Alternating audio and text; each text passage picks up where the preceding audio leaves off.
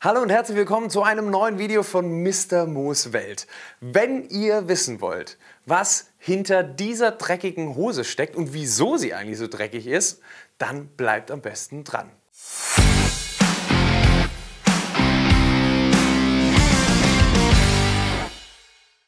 Es ist endlich soweit. Das Video ist fertig und ich kann euch endlich die Ergebnisse präsentieren, die aus dem Test hervorgingen. Und zwar geht es in diesem Video, wie schon gesagt, um die Performance Bund Hose in zwei Farben, in Anthrazitrot und Anthrazitgelb. Stoffzusammensetzung ist Polyester, Polyamid bzw. nennen wir es mal Nylon. Das ist so ein klassischer Stoff, den ich auch im All-Mountain bzw. im Trekking-Bereich finde, so diese klassische Wanderhose, nur ein bisschen dicker und ein bisschen ausgereifter. Aber schauen wir uns die Hose am besten im Detail an.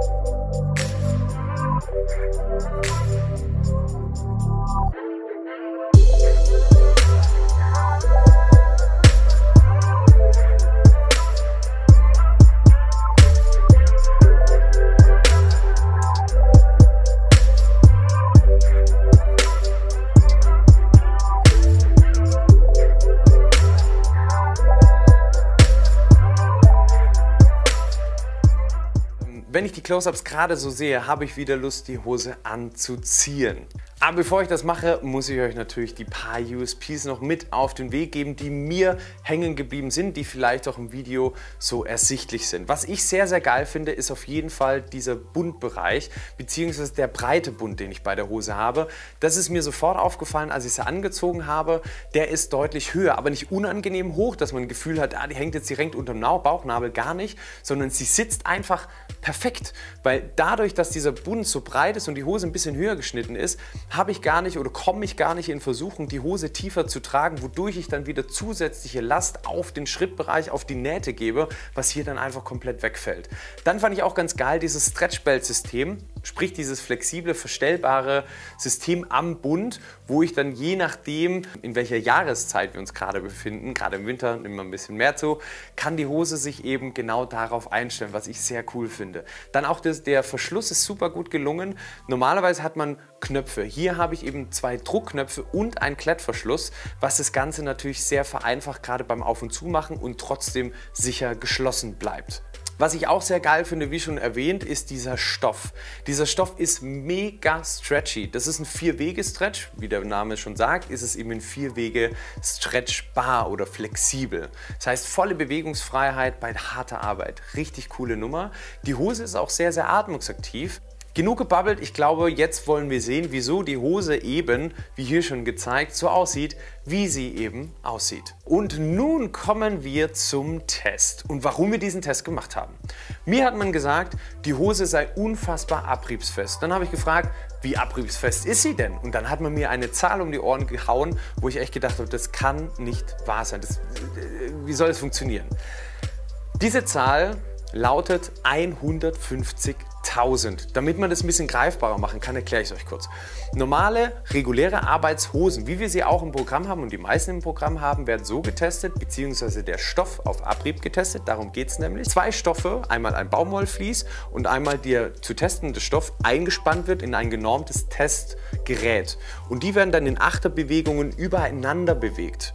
Und hier wird eben geschaut, ab welchem Zeitpunkt der erste Faden im Stoff reißt.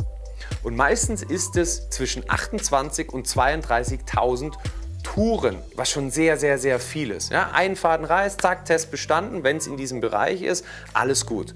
Die Performance Bundhose performt mit 150.000 Touren, was unfassbar crazy ist. Und genau das wollten wir testen. Und Julik hat mir wieder dabei geholfen.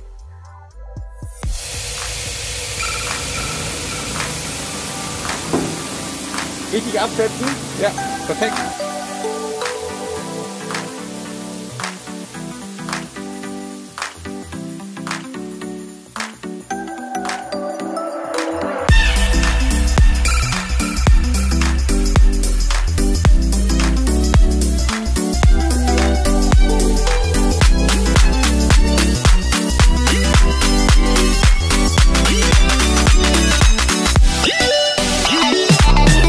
Hose, wie man hier sieht, an einen Radlader angehangen und haben sie erstmal durch den Dreck gezogen. Daraufhin haben wir nachgeguckt, die Hose hat auch das wunderbar überstanden.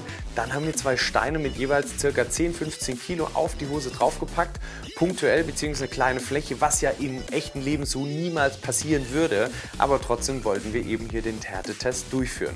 Auch das hat mega gut funktioniert. Dann haben wir das Ganze noch ein bisschen verschärft und sind auf die Straße und dann haben wir gedacht, okay, probieren wir es auch mit Stein. Uns war recht schnell klar, dass durch diesen Druck auch eine Hitzeentwicklung entsteht, wodurch das Material angebrochen bzw. stark beschädigt werden könnte, eher beschädigt werden könnte, schmilzt eben und dann eben ich ein Loch habe.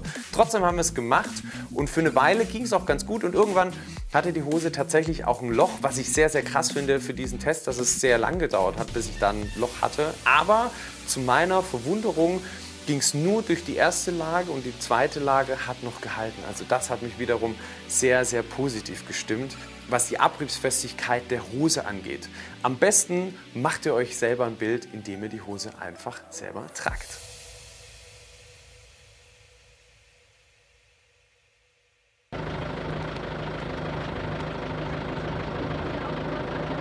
Ja!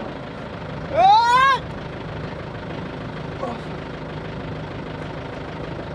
Okay, okay, lass mich wieder.